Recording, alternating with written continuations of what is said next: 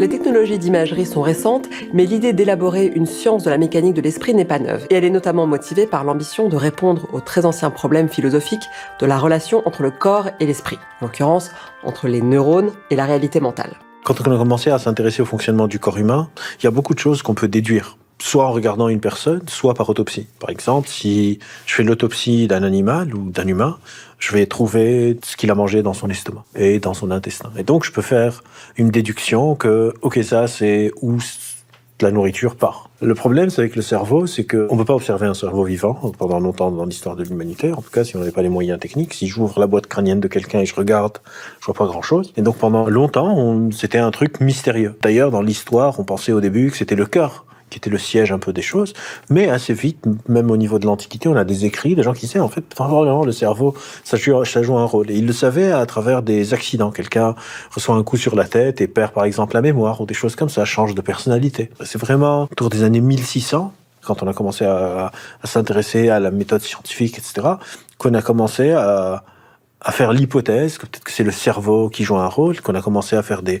études neurophysiologiques pour essayer de voir qu'est-ce qui stimule un nerf, comment ça marche, et qu'on a commencé à pouvoir vraiment avancer.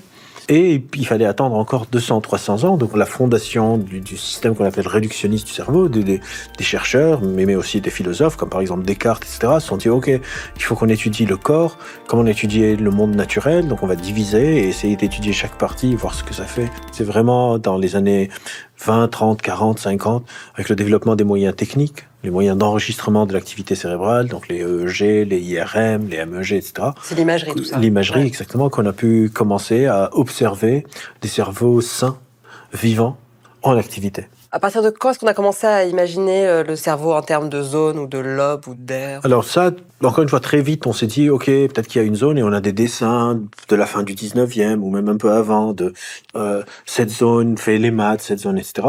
Ces divisions et ces aires ont eu plein de fonctions qui leur ont été attribuées. Donc par moment, c'était les maths, la cuisine. Il y a des dessins avec les cerveaux de femmes. Ici, c'est la cuisine. Ici, c'est le ménage, etc. Des choses comme ça, des rôles genrés. Ça, c'est la phrénologie, ça. Oui, la phrénologie, oui, bien sûr.